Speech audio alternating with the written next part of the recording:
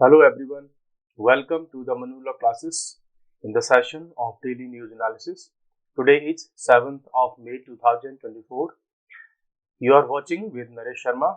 First of all, we are going to discuss the thought of the day. What is this? Once upon a time, Nelson Mandela said that education is the most powerful weapon. It means जो education है वो सबसे बड़ा weapon है, सबसे बड़ा हथियार है। किस लिए? किसी को किल करने के लिए नहीं, किसी को हार्म करने के लिए नहीं, but you can use to change the world. एक ऐसा वेपन जिससे हम सारे के सारे वर्ल्ड को चेंज कर सकते हैं। This is the weapon. It means हम एजुकेशन का जो वेपन है उसको यूज कर सकते हैं वर्ल्ड को चेंज करने के लिए। कैसा चेंज? Positive change. ऐसा पॉजिटिव चेंज जिसमें लोगों के साथ में डिस्क्रिमिनेशन ना हो। Because Nelson Mandela was the leader in south Africa जिन्होंने फाइट की थी अगेंस्ट अपार्थाइड सिस्टम के अगेंस्ट में उन्होंने फाइट की थी, जहां पर डिस्क्रिमिनेशन होता था कलर के बेस पर, और उसी कलर के बेस पर डिस्क्रिमिनेशन जो साउथ अफ्रीकन पीपल के साथ में होता था, it was also against Indian people, Asian people. और ये कौन करता था डिस्क्रिमिनेशन? ये जो गोरे यूरोपियन लोग थे वो ये सारा का सारा डिस्क्रिमिनेशन करते थे। और नेल्सन मंडेला उन्होंने बहुत लंबा टाइम जो है जेल में व्यतीत किया था, और ultimately when he was released from the jail then he became the first president of South Africa, और अल्टीमेटली वो साउथ अफ्रीका के फर्स्ट प्रेसिडेंट बने। देखो, लाइफ में जो संघर्ष है, जो स्ट्रगल है, अगर कोई उसको ऑनेस्टी के साथ में कर रहा है और अपना 100% एफर्ट्स दे रहा है, हो सकता है there can be a time when you may feel that we are not expecting और हैविंग और having the good results or the desired results, but later on you will find the results. आपको results तो पक्का मिलेंगे, because आप जो भी अच्छे कर्म करते हैं वो कभी भी वेस्ट नहीं होते। जो गुड आपके डीड्स हैं वो कभी भी वेस्ट नहीं होंगी, they will be return back, आपके लिए वापस आएंगी। अब इसलिए एजुकेशन एक गुड डीड है जिसके बेसिस पर हम पूरे वर्ल्ड को एक अच्छे वर्ल्ड में चेंज कर सकते हैं। We can change the world as a better place for all the living beings. Means जब हम बात करते हैं कि वर्ल्ड को एक बेटर प्लेस बनाए एजुकेशन के थ्रू, तो not only for human beings but also for every living being. ऐसा ना हो कि जो ह्यूमन है एजुकेशन को अचीव करे, उसको साइंस की एजुकेशन मिले, बहुत कुछ सीख जाए ह्यूमन, लेकिन बाकी जितने भी लिविंग ऑर्गेनिज्म है उन सबको हम डिस्ट्रॉय कर दें। No, this is not the humanity. Humanity means हम सबके साथ में रेस्पेक्ट के साथ रहें और सबकी केयर करें। So now come to the question number 1 to revise our previous day session. What is this question? Which player has been suspended by NADA for doping test? In the yesterday session, we discussed some points regarding the report or suspension letter by NADA, National Anti-Doping Authority. इस authority ने एक letter release किया और through this letter this authority suspended Bajrang Punia. Bajrang Punia को इन्होंने anti doping test के matter में suspend कर दिया, that for upcoming Olympic games you would not be participated, okay, but for temporary suspension. ये कैसा सस्पेंशन था? टेम्परेरी सस्पेंशन था। व्हाई? बिकॉज नाडा के जो ऑफिशियल्स हैं, इंडियन ओलंपिक एसोसिएशन के जो मेंबर्स हैं, जो कमेटी है, उन्होंने कहा कि बजरंग पूनिया से जब हमने उनका यूरिन का डिमांड किया था डोपिंग टेस्ट के लिए, तो बजरंग पूनिया ने हमको यूरिन टेस्ट के लिए अपना यूरिन नहीं प्रोवाइड कराया एज ए सैंपल, तो उन्होंने इनको सस्पेंड कर दिया। Okay, now I have some questions for you regarding these other three options. You can find out that PT Usha is associated with which of the sport, means kabaddi, cricket, football or anything. वैसे ही आपको ये भी बताना है कि साक्षी मलिक जो है कौन से स्पोर्ट से एसोसिएटेड है, और ब्रिजभूषण सिंह ये भी कौन से स्पोर्ट से एसोसिएटेड रहे हैं, बिकॉज ये भी एक स्पोर्ट्स पर्सनैलिटी है। सो यहाँ पर जितने भी ऑप्शन की मैंने यहाँ पे बात की है, all the personalities are associated with sports. तो आपको ये बताना है कमेंट्स में कि इनका स्पोर्ट्स क्या क्या है, बिकॉज ऐसे क्वेश्चन बहुत सारे रिपीट होते रहते हैं। Question number 2, Mulla Periyar dam is located in which state? Yesterday we also discussed about this issue because there is a clash or a tussle between Kerala government and Tamil Nadu government.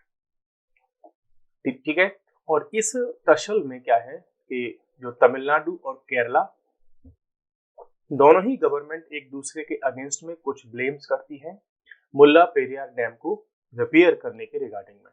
So this dam is located in Kerala, but the responsibilities to take care about its repair, its patchwork, or its maintenance and extra all these kind of things. तो ये dam है केरला में, but इसकी responsibilities है Tamil Nadu government की। कल हमने discuss किया था कैसा क्यों है। तो आप ज्यादा डिटेल में जानना चाहते हैं तो कल की वीडियो को आप देख सकते हैं। तो Mulla Periyar dam is located on which one of the following hills. This is very important dam in India because it's not in plain region. ये किसी प्लेन रीजन में नहीं है, बल्कि ये है एक हिल रीजन पर। मीन्स ऐसे समझो कि जो वाटर लेवल है उससे अराउंड 800 मीटर अबव है। ये मीन्स किसी हिल पर बना हुआ है, किसी माउंटेन पर ये बना हुआ है। सो वो कौन सा माउंटेन है, कौन सा हिल है जिस पर ये बना हुआ है Mulla Periyar dam? So it is of course on cardamom hills, जिनको हिंदी में बोला जाता है इलायची की पहाड़ियां, बिकॉज यहाँ पर बहुत ज्यादा कार्डेमम की जो है क्रॉप्स होती है, एग्रीकल्चर होती है कार्डेमम की। सो जो मुल्ला पेरियार डैम है वो कार्डेमम हिल्स पर बना हुआ है और it is on the confluence of two rivers, one is Mulla और अनदर इज पेरियार। तो मुल्लरियार और पेरियार ये दो रिवर हैं, इनके जो कॉन्फ्लुएंस है जहां पर दोनों मीट करती हैं वहां पर ये बना हुआ है। Next is question number 4, which one of the following hills is known for meeting place of the Western Ghats and Eastern Ghats? Because we also discussed about that this Mulla Periyar Dam is in Western Ghats. In this region, Western Ghats and Eastern Ghats both are very very important. और Indian ecology में, Indian environment में, Indian physical geography में हम Western Ghats and Eastern Ghats को कभी भी miss नहीं कर सकते। ऐसे समझिए, दिस इज इंडियन मैप, तो this region is Eastern Ghats and this region is Western Ghats, and both of these Ghats meets here, and this is a hilly region and this region is known as Nilgiri hills. So ये question कई बार repeat हो चुका है exams में कि eastern Ghats और western Ghats कहाँ पर मिलते हैं। So this is Nilgiri hills, जहां पर केरला और तमिलनाडु का बॉर्डर मिलता है। Next question, the first Indian defence university has been established in. कल हमने डिस्कस किया था एक आर्टिकल के रिगार्डिंग में कि एक कंसर्न हम रेज कर रहे थे कि इंडियन डिफेंस यूनिवर्सिटी अभी हमारे यहाँ बहुत तेजी से ऑपरेशनल नहीं हुई है। एक यूनिवर्सिटी तो हमने एनी हाउ उसको एस्टैब्लिश किया, but still it's not in operation. But in our neighboring countries like Pakistan, China,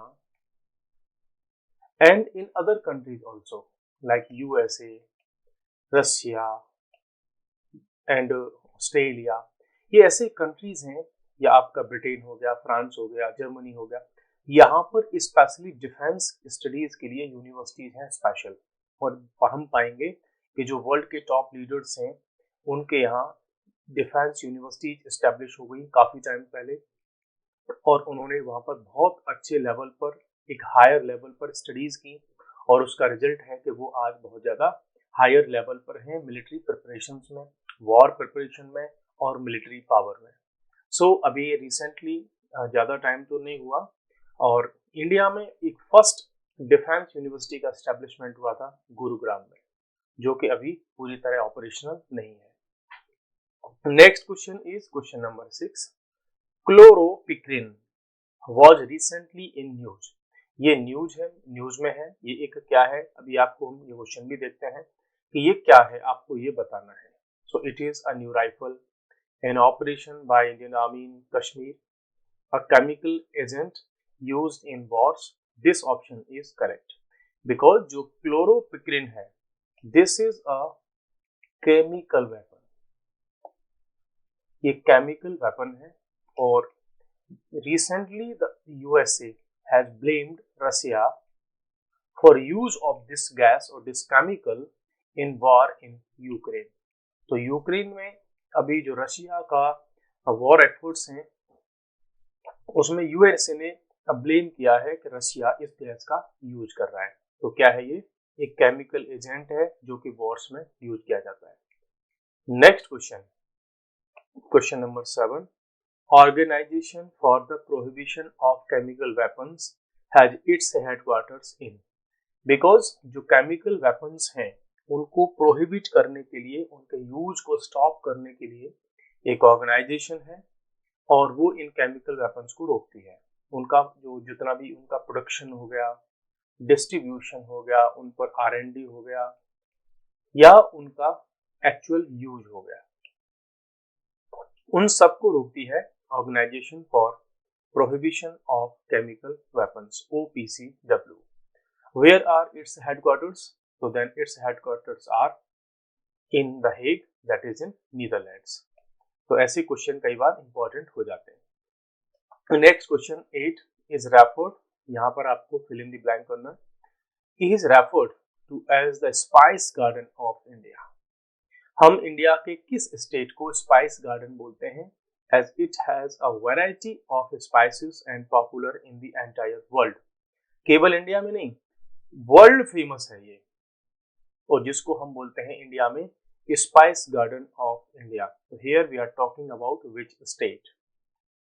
So we are talking here about Kerala, of course। So Kerala in India is known as the garden of spices because यहाँ पर आपको बहुत type के जो spices हैं उनका production देखने को मिलता है, चाहे वो आपके कार्डेमम हो, चाहे आपकी वो क्लोव्स हो जिसको हम लौंग बोलते हैं, ऐसे बहुत सारे जो स्पाइसेस हैं उनका प्रोडक्शन यहाँ पे होता है। Karnataka in India is known for the highest coffee production. तो कर्नाटका को हम कॉफी प्रोडक्शन के लिए जानते हैं। If we talk about Rajasthan, तो राजस्थान इंडिया का लार्जेस्ट स्टेट है इन टर्म्स ऑफ एरिया, और राजस्थान को हम जानते हैं एक तो जो है मस्टर्ड के प्रोडक्शन के लिए, मस्टर्ड का प्रोडक्शन राजस्थान में बहुत होता है। So we have finished the questions which were to revise the previous day session. Now we are going to discuss today's current affairs. First one is a very important news and it's a very positive news। ये positive news भी है पूरे world के लिए including Hamas और the nearby region। Because अभी Hamas के जो लीडर हैं उन्होंने एक न्यूज दी और उन्होंने कहा कि जो इजिप्ट है, कतर है, इन दोनों कंट्रीज ने एक प्रपोजल दिया था हमास को कि हमास क्या करे, जो उसकी तरफ से जितने भी एक्टिविटीज चल रही हैं, वायलेंट एक्टिविटीज, उनको वो स्टॉप कर दे। तो हमास ने इस ऑफर को एक्सेप्ट कर लिया और हमास ने अनाउंस किया it has accepted a proposal from Egypt and Qatar. The proposal is for a cease fire. Means अब हमास के जो मिलिटेंट्स हैं वो अपनी तरफ से फायरिंग नहीं करेंगे, बिकॉज अभी तक 7 मंथ हो चुके हैं इजराइल और हमास के वॉर में, जो कि गाजा वाले रीजन में अभी भी कंटिन्यूस है। So it's a good news because war जो है वो बहुत सारे इनोसेंट पीपल की लाइफ्स को डिस्ट्रॉय कर देते हैं। लेकिन एक नेगेटिव न्यूज भी है फिर कि उधर तो हमास ने ये अनाउंस किया कि हम इस ऑफर को एक्सेप्ट करते हैं, वहीं दूसरी तरफ इजराइल ने पैलेस्टीन पीपल को, अराउंड वहां पर 1 लाख पीपल रह रहे हैं। कौन सी सिटी है वो? रफा। रफा एक सिटी है, साउथ में है इजराइल के। तो अभी इजराइल की जो फोर्सेस हैं, मिलिट्री फोर्सेस हैं, उन्होंने ऑर्डर दिया है इस रफा के सिटीजन्स को, पीपल को, कि आप इस रीजन को तुरंत क्या कर दें, वैकेट कर दें। तो यहां से एक इंडिकेशन और हमको मिलता है, it means the Israeli forces are signalling a long promised imminent ground invasion. Means अब इजराइल की जो फोर्सेस हैं वो रफा पर अटैक करने वाली है, इसलिए उन्होंने वहां पर जो पैलेस्टीन पीपल्स हैं उनको वैकेट करने का ऑर्डर दिया है कि आप वहां से चले जाइए। तो एक तरफ अभी थोड़ी सी होप हमको लगी क्या शायद ये वॉर जो है स्टॉप हो जाएगा। सो अभी there was no immediate comment from Israel ने उस डील पर, जो हमास ने कहा है कि हम सीज फायर पर एग्री हैं, तो अभी इजराइल की तरफ से तो कोई कमेंट नहीं आया है और उससे रिलेटेड कोई डिटेल भी नहीं आई है कि क्या प्रपोजल है, उसमें क्या क्या नॉर्म्स होंगे, क्या क्राइटेरिया होंगे, क्या क्या एग्रीमेंट्स होंगे, वो सब अभी तो नहीं है। लेकिन हाँ, जो इजिप्ट है और हमास है उनके ऑफिशियल्स ने सीज फायर पर अपना मीन जो है कुछ प्रॉमिस किया है और उन्होंने ये कहा था कि जो हम सीज फायर करेंगे वो हमारा स्टेजेस में होगा, एक सीरीज की फॉर्म में होगा, हम स्लोली उसको इम्प्लीमेंट करेंगे और उसमें कुछ हम ये भी जो है होप करते हैं कि जो इजराइल की फोर्सेस हैं वो गाजा से पीछे हटेंगी, रिटर्न बैक होंगी वहां से, उधर हमारे जो ट्रूप्स हैं वो भी पीछे हटेंगे और हम धीरे धीरे वॉर को स्टॉप करने की कोशिश करेंगे। तो लेकिन अभी इजराइल ने इस पर कोई कमेंट नहीं किया है। अब क्या अगर ऐसा कुछ है कि तो क्या इससे जो वॉर है वो एंड हो जाएगा, ये क्वेश्चन तो रेज होता है कोर्स। तो it is not clear because अभी इस हमास के प्रोपोजल एक्सपेक्टेशन से ये क्लियर नहीं हो जाता है कि क्या अभी इजराइल जो है वहां से विड्रॉ कर लेगा, क्या इजराइल की जो आर्मीज हैं, एयरफोर्स है वहां की, वो क्या मीन्स उसको अपने आप को पुल बैक कर लेगी उस रीजन से, तो ये अभी हमको नहीं मिला है। बिकॉज अभी हमास का जो लीडर है दैट इज इस्माइल हनीया, उसने कहा है कि हम ठीक है रेडी हैं, और किससे कहा है, कतर के प्राइम मिनिस्टर से, और इजिप्ट गवर्नमेंट है वहां के इंटेलिजेंस मिनिस्टर से। इट मीन्स ये दोनों ही country as a mediator role play कर रहे हैं कि हम कैसे इस वॉर को रोक सकें। ठीक है, तो ये अभी बाकी अभी बहुत सारी डेथ यहाँ पर हो चुकी हैं, अराउंड 34,000 पीपल की डेथ हो चुकी है इस रीजन में, और इजराइल के भी बहुत सारे जो ट्रूप्स हैं, सिविलियंस हैं, उनकी भी डेथ हो चुकी है। सो वी होप दैट ये जो वॉर है वो जल्दी से जल्दी स्टॉप हो जाए, ये वायलेंस जो है स्टॉप हो जाए। हालांकि अगर ये एक्सेप्शन, ये जो प्रपोजल का एक्सेप्टेशन है, वो अपने आप में इजराइल के लिए भी एक चैलेंज है और यूएसए के लिए भी चैलेंज है। इजराइल के लिए चैलेंज इसलिए है कि अगर इजराइल इस प्रपोजल को वो भी एक्सेप्ट करता है और इसमें जो है इंक्लूड होता है, तो इजराइल को अपने जो ट्रूप्स हैं उनको बैक बुलाना पड़ेगा। फिर ये होगा कि जब इजराइल ने वॉर स्टार्ट किया था तो ये कहा था कि अब हम हमास को पूरी तरह जब तक डिस्ट्रॉय नहीं कर देंगे हमारा वॉर खत्म नहीं होगा। प्लस ये यूएसए के लिए भी अपने आप में एक चैलेंज है कि यूएसए भी क्या कहता है, वो इजराइल को सपोर्ट करता है, तो कैसे इसको यूएसए रिएक्ट करेगा। सो अभी भी स्टिल इस पर बहुत सारे जो है डाउट्स बने हुए हैं। नेक्स्ट हमारे पास में एक नया मोड़ आया है, देखो वो क्या है कि एनआईए की प्रोब का रिकमेंडेशन दिया है दिल्ली के जो लेफ्टिनेंट गवर्नर हैं उन्होंने, कि केजरीवाल के अगेंस्ट में हमें नेशनल इन्वेस्टिगेशन एजेंसी के थ्रू कुछ प्रोब करानी चाहिए, इन्वेस्टिगेशन करवाना चाहिए। क्यों?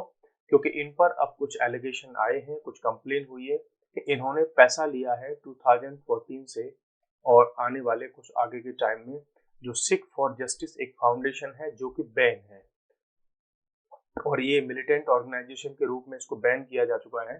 ठीक है, तो इससे उन्होंने पैसे लिए थे, इसके कुछ ब्लेम्स इन पर हैं। क्या है ये पूरी न्यूज देख लेते हैं। तो दिल्ली के जो लेफ्टिनेंट गवर्नर हैं दैट इज वीके सक्सेना, उन्होंने कहा है कि अब हमको जो है एनआईए के थ्रू इन्वेस्टिगेशन करवानी चाहिए इनके अगेंस्ट में, बिकॉज अभी एक कंप्लेन आई है चीफ मिनिस्टर जो है दिल्ली के अरविंद केजरीवाल साहब, उनके अगेंस्ट में एक कंप्लेन आई वर्ल्ड हिंदू फेडरेशन इंडिया। इन्होंने एक कंप्लेंट दी और कंप्लेंट में इन्होंने ये कहा कि जो आम आदमी पार्टी है जब अपने फॉर्मेशन से लेकर के और अभी रिसेंट ईयर्स तक उन्होंने एक जो पॉलिटिकल फॉर्मेशन है और एक मिलिटेंट ऑर्गेनाइजेशन है that is Sikh for justice, इससे इन्होंने पॉलिटिकल फंडिंग ली है जो कि एक बैंड ऑर्गेनाइजेशन है। अब इन्होंने इससे पॉलिटिकल फंडिंग क्यों ली, तो उसके पीछे की बहुत सारे रीजन्स हैं, अभी हम उन पर भी डिस्कस करेंगे। ठीक है, फिलहाल जो आपके लीडर हैं सौरभ भारद्वाज, उन्होंने बोल दिया कि ये अगेन भाई हमारे खिलाफ में एक क्या है, कॉन्स्पिरेसी है, जो केजरीवाल के अगेंस्ट में एक कॉन्स्पिरेसी है। हालांकि कुछ सोर्सेज की अगर हम बात करें तो जो ये बता रहे हैं तो उनका कहना है कि जो मिस्टर केजरीवाल हैं उन्होंने $16 मिलियन का फंड लिया है इस ऑर्गेनाइजेशन से, जो कि प्रो खालिस्तान ऑर्गेनाइजेशन है, that is Sikh for justice. What is pro Khalistan organisation या सेंटिमेंट्स? इट मींस कुछ मिलिटेंट्स हैं या कुछ पीपल हैं, वो ये डिमांड करते हैं कि जो सिख लोग हैं पंजाब या उसके आसपास के रीजन में, उनके लिए अलग से एक कंट्री बनाई जाए और उसका नाम हो खालिस्तान। तो ये है आपकी सिख फॉर जस्टिस, एक ऑर्गेनाइजेशन जो काम कर रही है इंडिया में अनोदर एक कंट्री बनाने के लिए, और इस ऑर्गेनाइजेशन से पैसे लेने के एलिगेशंस हैं इस पर अरविंद केजरीवाल साहब पर। ठीक है, इन्होंने अब इसके लिए प्रूफ क्या है, तो एक वीडियो बाहर आया है निकल करके और वो उसको रेफर किया है, और उस वीडियो में एक मीटिंग शो की गई है। वो मीटिंग क्या है कि उसमें यूनाइटेड स्टेट्स में जो प्रो खालिस्तान पीपल थे, सिख फॉर जस्टिस के चीफ थे, जिनका नाम था गुरपतवंत सिंह पन्नू। ठीक है, और इनके साथ में मीटिंग हुई जिसमें आम आदमी पार्टी ने पैसा रिसीव किया 2014 से लेकर के 2022 तक।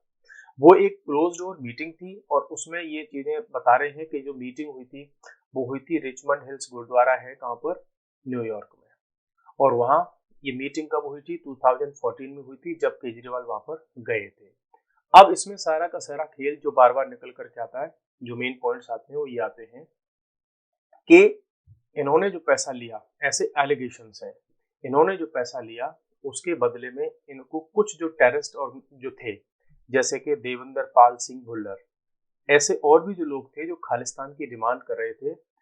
मीन्स ये जो $16 मिलियन पैसा लेने का जो ब्लेम है, बोला आप ये पैसा लो और इसके बेसिस पर आप गवर्नमेंट बनाओ, मीन्स इलेक्शन में इस फंड को यूज करो, आप वहां पे अपनी गवर्नमेंट बनाओ और फिर हमारे जो मिलिटेंट्स हैं उनको वहां से रिलीज करो अपनी जेल से। तो आप समझ रहे होंगे कि किस बड़े बड़े लेवल पर जो है चीजें ऑर्गेनाइज होती हैं, पॉलिटिकल गेम्स किस किस लेवल तक जा सकते हैं।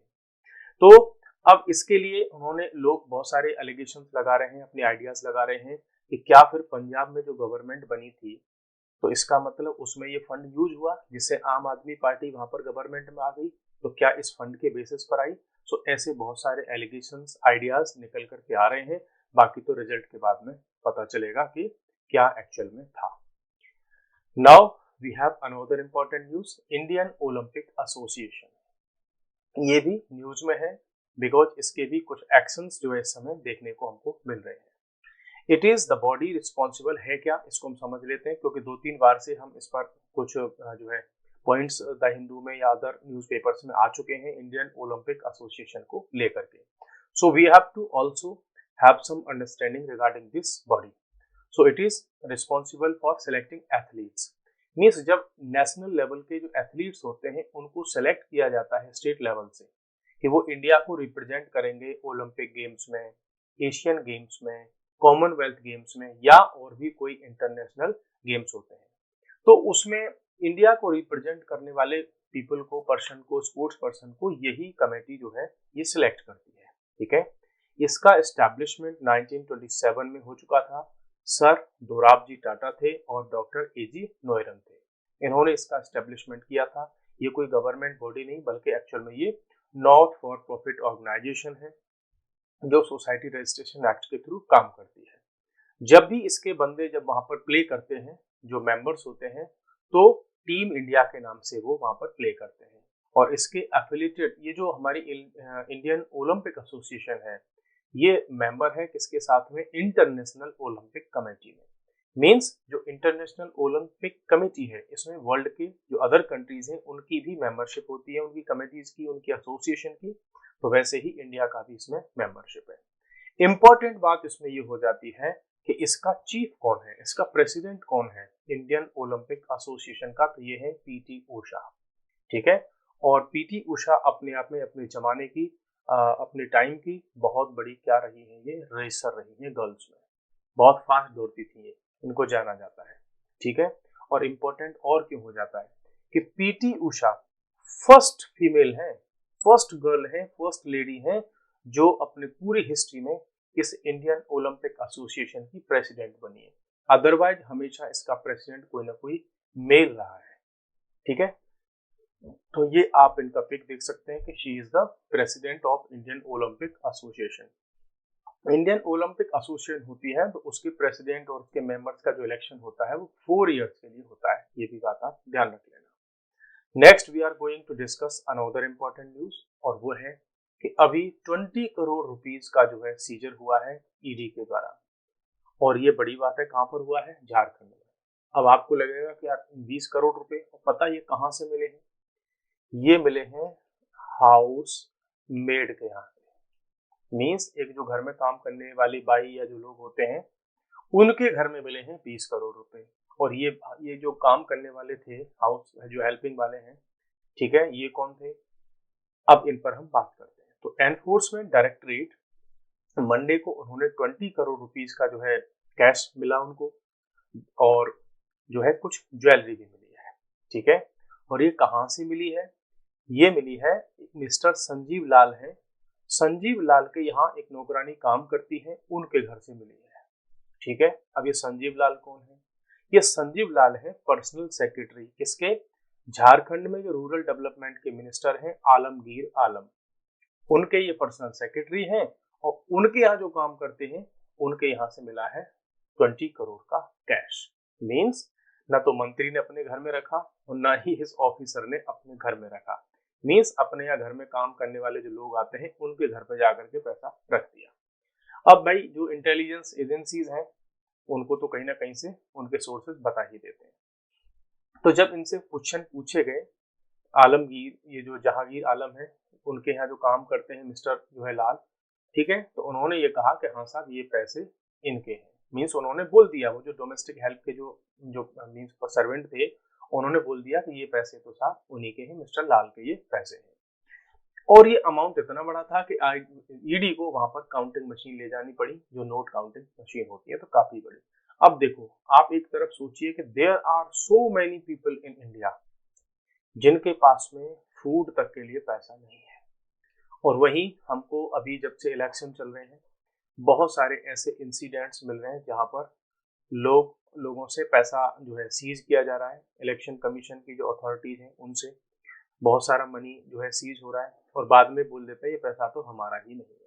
100 करोड़, 50 करोड़, 2 करोड़, 5 करोड़, इतने सारे रुपए को बोल देते हैं ये तो हमारा है ही नहीं। तो इतना सारा पैसा कलेक्ट किया जा रहा है। तो देश में पैसे की कमी तो बिल्कुल नहीं है, ठीक है। बस वो जो मनी है वो कुछ लोगों के हाथ में कंसंट्रेटेड फॉर्म में है। अब यहाँ पर फिर अपोजिशन पार्टीज की अपनी बातें स्टार्ट हो जाएंगी। वो बोल रहे हैं कि झारखंड को इन्होंने लूट खंड बना दिया है, ठीक है। तो ये अपोजिशन के ब्लेम क्लेम्स चलते रहेंगे, उसमें हमें नहीं जाना है। बट हमें देखना है कि अगर इस तरीके के जो केसेस होते हैं कि हम देखते हैं कि भाई पैसे की कमी तो बिल्कुल नहीं है, और दुनिया भर का पैसा इसमें जो है कैश के रूप में पकड़ा जा रहा है। अब एक नया और इम्पोर्टेंट केस आया है, आईएस, ठीक है, इस्लामिक स्टेट, ये टेररिस्ट ऑर्गेनाइजेशन है, उसका सपोर्टर था एक कोई पर्सन, तो उनको मिल गई अभी रिसेंटली बेल। कहां से? दिल्ली हाई कोर्ट से। क्या था पूरा मामला, इसको हम डिस्कस कर लेते हैं। ये एक पर्सन थे और उन पर ब्लेम थे कि वो किसी टेररिस्ट ऑर्गेनाइजेशन से एसोसिएटेड है। तो फिलहाल तो इनको जो है दिल्ली हाई कोर्ट ने बेल प्रोवाइड करा दी। इनके पास एलिगेशन क्या थे? इस्लामिक स्टेट के सपोर्टर हैं ये, ठीक है, और इन पर चार्ज लगे थे anti terror law, that is UAPA के थ्रू। तो अनलॉफुल एक्टिविटीज प्रिवेंशन एक्ट है, उसके थ्रू उन पर चार्जेस लगे थे, जिसमें मोस्ट ऑफ द केसेस में बेल नहीं होती। तो हाई कोर्ट ने अब क्या कहा? हाई कोर्ट ने यह कहा कि देखो, अगर कोई पर्सन आईएस के बारे में कुछ पढ़ रहा है, उसके मोबाइल से अगर कुछ कंटेंट मिल रहा है, वीडियोस मिल रहे हैं जो इस्लामिक फंडामेंटलिस्ट हैं या जो लोगों को भड़काते हैं, उनको टेररिस्ट बनाते हैं, उनसे रिलेटेड वीडियो मिले थे इनके मोबाइल में, उसी के बेसिस पर एनआईए ने इनको अरेस्ट किया था। तो हाईकोर्ट ने यह कहा कि इनके मोबाइल से अगर ये वीडियो मिल भी गए तो इसका मतलब ये थोड़ी है कि ये उसके मेंबर हैं या उससे एसोसिएटेड हैं उस ऑर्गेनाइजेशन से। और इनका नाम क्या है? इनका नाम है अम्मार अब्दुल रहीमान। जिनको अरेस्ट किया गया था।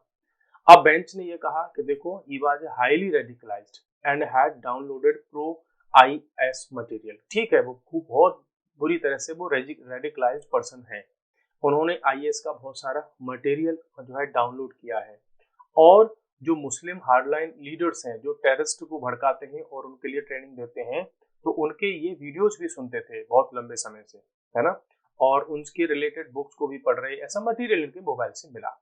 तो दिल्ली हाईकोर्ट ने ये कहा कि ठीक है, अगर इनके मोबाइल से इससे रिलेटेड मटेरियल मिला तो केवल इसी के बेसिस पर हम जो यूएपीए का सेक्शन 38 है वो हम इम्प्लीमेंट नहीं कर सकते, उसको इन्वाइट नहीं कर सकते, और ना ही आर्टिकल जो सेक्शन 39 है उसको भी हम कर सकते उसमें सपोर्ट। क्यों? क्योंकि इससे ये कहीं प्रूफ नहीं हो जाता कि वो उस ऑर्गेनाइजेशन का मेंबर है। और उन्होंने क्या कहा हाई कोर्ट ने? तो हाई कोर्ट ने एक बहुत अच्छी बातें भी इस जजमेंट में बताई कि उन्होंने ये कहा कि देखो, bench said that there was nothing to indicate that mister Rahman made any endeavour to further disseminate the material. Means इनके मोबाइल में जो मटेरियल मिला, इन्होंने पढ़ा, उन्होंने सुना, बट इन्होंने आगे तो इसको कहीं भी डिसेमिनेट नहीं किया ना, किसी और को तो नहीं भेजा, दूसरे लोगों को तो नहीं भड़काया इन्होंने। merely because the mobile device of the appellant was found carrying incriminant material including photographs of terrorist Osama bin Laden. उनके मोबाइल में ओसामा बिन लादेन के भी जो है पिक्स मिले हैं, जिहाद के जो प्रमोशन किया जाता है वो चीजें मिली हैं, आईएस जो है उसका फ्लैग मिला है। बोला ठीक है, ये सारी चीजें भले ही मिल गई, और उससे और उनके बहुत सारे जो मुस्लिम हार्डलाइनर्स हैं उनके वीडियोज मिले हैं, ठीक है, लेकिन इससे ये कतई नहीं हो जाता कि ये उसके सपोर्टर हैं या उसके एक्टिव मेंबर हैं आईएस के। तो हाई कोर्ट ने एक बड़ा इसमें स्टेटमेंट दिया कि any curious mind can access and even download such content. कोई भी ऐसा पर्सन जो उसकी स्टडी करना चाहता है, क्यूरियोसिटी उसके माइंड में है, तो ऐसे मटेरियल को वो पढ़ने के लिए भी तो डाउनलोड कर सकता है, उसको पढ़ने के लिए भी तो एक्सेस कर सकता है। तो that act by itself to us appears to be no crime. और ऐसा कोई भी कंटेंट पढ़ना कभी क्राइम तो नहीं है। तो इस बेसिस पर उनको बेल भी मिल गई। तो इस चीज को आप इस पर क्या सोचते हैं, ये बताओ मेरे को कमेंट्स में, कि यदि आप ऐसी कुछ टेररिस्ट ऑर्गेनाइजेशन से रिलेटेड कंटेंट को स्टडी करते हैं, उनके वीडियोज को लगातार सुनते हैं, उनके वीडियोस को रखते हैं, ओसामा बिन लादेन जैसे भयंकर जो टेररिस्ट था उनका वीडियोस रखते हैं, आईएस की फ्लैग रखते हैं, तो क्या इसके बेसिस पर आपको अरेस्ट किया जाना चाहिए? क्या आपके या किसी के भी पर्सन के अगेंस्ट में कुछ इन्वेस्टिगेशन या उनको अरेस्ट या उनको बेल ना मिले, ऐसा कुछ भी होना चाहिए? क्या आप इस पर अपने ओपिनियन रखते हैं? आप कमेंट्स बॉक्स में बताइएगा कि आप इस पर क्या सोचते हैं, ठीक है। हालांकि ये बात बहुत अच्छी है कि देखो, जो क्यूरियोसिटी जिनके माइंड में होती है वो स्टडी के लिए, चीज़ों को जानने के लिए बहुत सारी चीज़ों को पढ़ते हैं, समझते हैं, ठीक है। चलिए आज के इस सेशन को यहीं पर हम फिनिश करते हैं और फिर मिलते हैं नेक्स्ट सेशन में। तब तक के लिए बाय बाय, टेक केयर।